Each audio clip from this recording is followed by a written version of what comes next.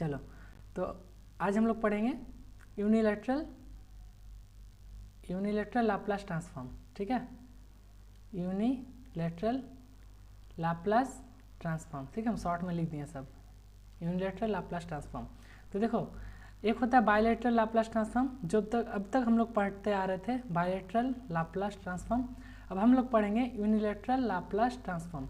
बस डिफरेंस इतना है कि जैसे बायलैटरल लाप्लास ट्रांसफॉर्म में क्या होता था कि एक्स टी जो मेरा सिग्नल होता था उसको हम लोग एक्सेस उसका लाप्लास ट्रांसफॉर्म लेते थे, और उसका फार्मूला क्या होता था, X S equal to integration minus infinity से इन्फिनिटी एक्स ऑफ टी, ठीक है, into E to the power of minus S T D T, ये होता था, है ना। और इसमें कुछ आर ओ सी होता था, राइट। अब देखो यूनिलैटरल लाप्लास ट्रांसफॉर्म में क्या होता है कि इसमें भी हम एक्स टी सिग्नल का जब लाप्लास लेंगे तो उसका जो ये है प्रेजेंटेशन सेम है, X of A C capital S X of S से रिप्रेजेंट करते हैं। बस फार्मूला में इतना डिफरेंस हो जाता है कि जो तुम माइनस इन्फिनिटी से इन्फिनिटी चल रहे थे वो अब इन्फिनिटी से लेके सॉरी जीरो से लेके इन्फिनिटी तक होगा। ठीक है, X T into E to the power of minus S T, as एकदम सेम टाइप का हम लोग जेड ट्रांसफॉर्म में भी देखे थे। ठीक है, अब मजे की बात यह है कि यूनिलैटरल जेड ट्रांसफॉर्म में आर ओ सी एसोसिएट नहीं होता है, इसमें ऑलवेज आर ओ सी होता है, इसमें आर ओ सी नहीं होता है, राइट। तो बोलोगे भैया डिफरेंस क्या है, तो डिफरेंस कुछ नहीं है, सेम है, बस इसमें इनिशियल कंडीशन तुमको दिया रहेगा। इसमें देखो तुम एक सिस्टम कोई भी एक सिग्नल को माइनस इन्फिनिटी से लेकर इन्फिनिटी तक तुम इसका ट्रांसफॉर्म निकाल रहे थे, लेकिन यहाँ पे क्या कर रहे हो, प्रेजेंट टाइम से इन्फिनिटी तक, मतलब इसका तुम प्रेजेंट टाइम से पास्ट में क्या हुआ था हम उससे मैटर नहीं करते, क्योंकि पास्ट वैल्यू हमको दिया रहेगा। ठीक है, तो यह है तुम्हारी यूनिलैटरल लाप्लास ट्रांसफॉर्म। इजी है, सिंपल है। देखो अब यही चीज़ को अगर तुम ऐसे लिख लोगे, मतलब कोई भी सिग्नल, जैसे मान लो तुमको लिया हुआ e to the power of minus a t into u t, ये इसका लाप्लास ट्रांसफॉर्म निकालना है। अब यूनिलैटरल लाप्लास ट्रांसफॉर्म में क्या हो जाता है, मान लो इसका ही निकालना होगा e to the power of minus a t, तो सिंपल है। देखो यहाँ पे यू टी रहता है और यहाँ पे नहीं है, तो नहीं है तो क्या फ़र्क पड़ता है, ये तो ऑलरेडी जैसे तुम इसको सॉल्व करने जाओगे बायलैटरल के लिए, ये लिमिट यू टी की वजह से लिमिट क्या हो जाएगा, चेंज हो जाएगा, जीरो से इन्फिनिटी हो जाएगा। यहाँ पे लिमिट क्या हो जाएगा, जीरो से इन्फिनिटी ऑलरेडी है, तो डिफरेंस कुछ नहीं आएगा, ऑलमोस्ट सेम है। तो क्या हम इसको इस टाइप से लिख सकते हैं कि यहाँ पे इसी पेज पे ऊपर लिख देते हैं कि unilateral Laplace transform of X T signal is equal to क्या हो जाएगा, बायलैटरल लाप्लास ट्रांसफॉर्म ऑफ क्या, X T into U of T, है ना। यूनिलैटरल में क्या हो रहा है, बायलैटरल में सिर्फ यू टी एक्स्ट्रा ऐड हो जा रहा है, इसमें क्या हो रहा है, यू टी ऐड हो जा रहा है, इसमें यू टी ऐड कर दो तब ये लिमिट क्या हो जाएगा, चेंज होकर ये हट जाएगा, लिमिट चेंज हो जाएगा। तो सिंपल यही है, जो कि हमको इससे कभी क्वेश्चन आएगा नहीं, हमको जहाँ से क्वेश्चन आएगा वो बस एक ही प्रॉपर्टी है इसका, वो है तुम्हारा डिफ्रेंशिएशन प्रॉपर्टी। ठीक है, तो चलो पढ़ते हैं differentiation property of differentiation property. यहाँ पर डिफ्रेंशिएशन प्रॉपर्टी थोड़ा सा अलग से लगता है, हम लोग लास्ट क्लास में बायलैटरल के लिए डिफ्रेंशिएशन प्रॉपर्टी देखे थे, लेकिन वहाँ पे इनिशियल कंडीशन हम लोग इग्नोर करते थे।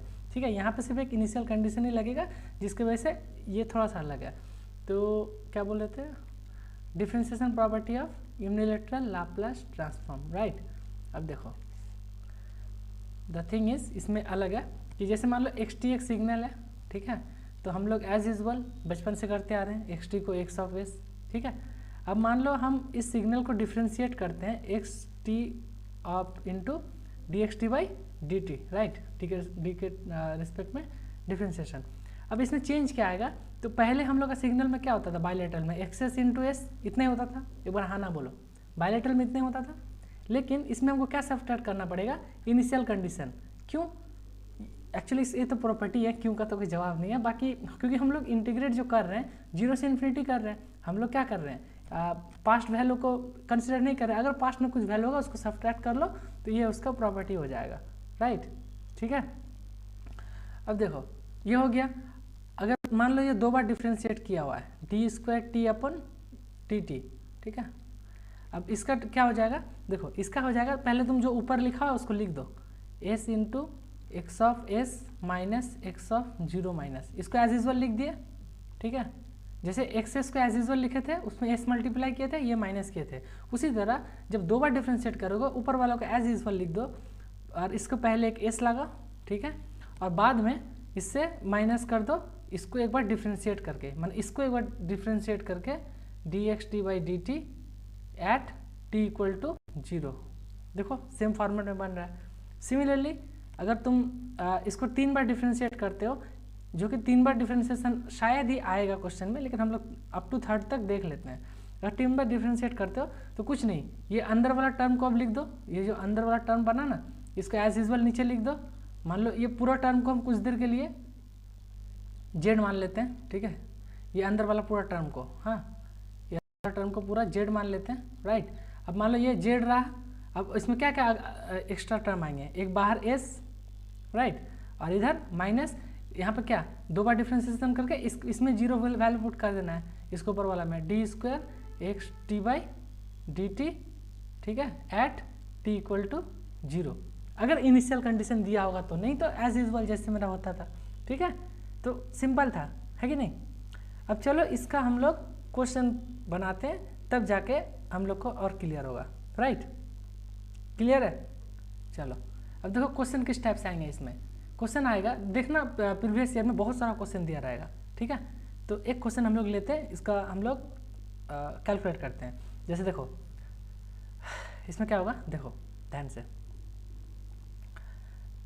पहला टाइप का हम देखते हैं। पहला टाइप में मान लो एक सिस्टम दिया हुआ है डिफरेंशियल इक्वेशन का फॉर्म में, ठीक है, एक सिस्टम दिया हुआ है D square Y T upon D T, ठीक है, plus 5 D Y T upon D T, ठीक है, plus 6 Y of T, right, is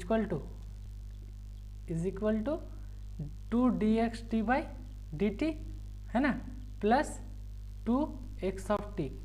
अब कोई माइक ऑन करो और हमको साथ साथ बोलो इसका लाप्लास कैसे लेंगे। तो जब भी डिफरेंशियल इक्वेशन दिया रहेगा तुमको वहाँ पे कौन सा लाप्लास लेना है, देखो यहाँ पे क्वेश्चन में मेंशन कर दिया रहेगा इनिशियल कंडीशन। अगर इनिशियल कंडीशन नहीं दिया हुआ है तो तुमको ये सब इग्नोर कर देना है, इसको इग्नोर कर देना है।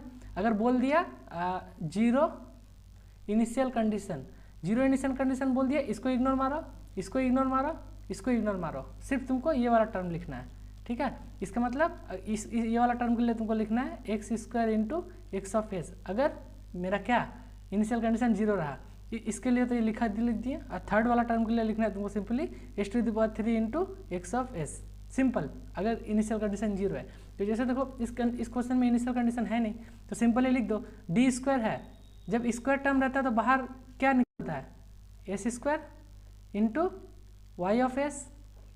बोलो ये समझ में आया, y के रेस्पेक्ट में है इसलिए S square Y of S बराबर है 5 कांस्टेंट है, डी वाई टी है, जो एक बार डिफरेंशिएशन मतलब simple S into Y of S, ठीक है। अब देखो यहाँ पे कुछ नहीं है, सिर्फ वाई टी है तो सिंपल यहाँ पे वाई ऑफ एस, एक बार डिफरेंशिएशन एक बार एस, 2 बार डिफरेंशिएशन 2 बार एस, ऐसा याद है डिफरेंशिएशन प्रॉपर्टी के अकॉर्डिंग।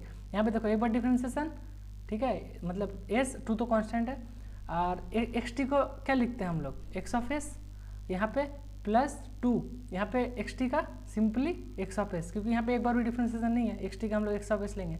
अब बताओ यहाँ पे वाई ऑफ एस कॉमन निकालो, वाई ऑफ एस जब कॉमन निकालोगे यहाँ से क्या होगा बोलो तो एस स्क्वायर प्लस क्या 5s प्लस 6 हो गया। और उधर अगर तुम एक्स ऑफ एस कॉमन निकालोगे तो इसको क्या बोल देंगे, एक्स ऑफ एस कॉमन निकालोगे 2s प्लस 2, राइट। अब देखो y बाई एस जो होता है वही मेरा ट्रांसफर फंक्शन होता है। क्या होता है y बाई एस को हम लोग बोलते हैं ट्रांसफर फंक्शन, या फिर system transfer function, system transfer function बोलो, या फिर ट्रांसफर फंक्शन बोलो, या फिर यूनिट इम्पल्स रिस्पॉन्स बोलो। क्या यूनिट इम्पल्स रिस्पॉन्स, इसी को हम लोग क्या लिखेंगे एच ऑफ एस, क्या लिखेंगे एच ऑफ एस। अब X Y S by X S का एच ऑफ एस हो गया, वाई एस को नीचे लेके आओ और ये वाला टर्म को इधर नीचे लेके आओ, क्रॉस मल्टीप्लिकेशन कर दो तो ऊपर यहाँ क्या बचा 2s प्लस 2, और नीचे क्या आ जाएगा ये वाला टर्म, इसको लिख दो S square plus 5s plus 6। अब बताओ ये क्वेश्चन किसका बन गया, ये स्टैंडर्ड एक तुमको टर्म मिल गया किसका, लाप्लास ट्रांसफॉर्म का। अब इसका तुम लोग एच टी निकाल सकते हो, हाँ या ना बोलो, इसका एच टी निकाल सकते हो, बोलो एच टी निकल गया, इनवर्स लाप्लास ट्रांसफॉर्म ले पाओगे इसका, बोलो एक बार हाँ या ना। इजी है, देखो कितना आसान था क्वेश्चन, यहाँ से भर भर के आएगा। इसका दूसरा मॉडल देखो, फिर एक क्वेश्चन करवाते हैं। देखो इसका दूसरा मॉडल होता है, तुमको एच ऑफ एस दे देगा, एच ऑफ एस दे देगा, मान लो दे दिया 2s + 2 अपन एस स्क्वायर प्लस 5s + 6, ठीक है, तुमको ये दे दिया। हाँ, इसका दूसरा मॉडल नहीं, इसको उसी को करो थोड़ा, इसका शायद हमको नहीं लगता इसका उतना इम्पोर्टेंस है, ठीक है। तो एक काम करते हैं, एक क्वेश्चन किया जाए ना, क्वेश्चन कर लेंगे। हाँ, एक इनिशियल कंडीशन वाला क्वेश्चन ले लेते हैं, तो क्या होगा उससे हम लोग का और थोड़ा सा क्लैरिटी मिल जाएगा। तो रुको हम एक क्वेश्चन निकालते हैं इनिशियल कंडीशन वाला। तो चलो, जैसे देखो एक क्वेश्चन लेते हैं, ठीक है। बोलो एक बार पहले यहाँ पे कंफर्म करो, ये चीज़ समझ में आया कि नहीं, ये डिफरेंशिएशन प्रॉपर्टी आ रही है। देखो हम तो यहाँ पे इनिशियल कंडीशन नहीं है उसलिए डायरेक्टली लिख दिए, लेकिन हमको बार बार ये भी लिखना पड़ेगा। देखो एक बार डिफरेंशिएशन में x ऑफ 0 माइनस, और 2 बार डिफरेंशिएशन में x ऑफ 0 माइनस भी इंटू एस और ये भी, ठीक है। तो इसको हम लोग आगे एक बार देखते हैं, ठीक है।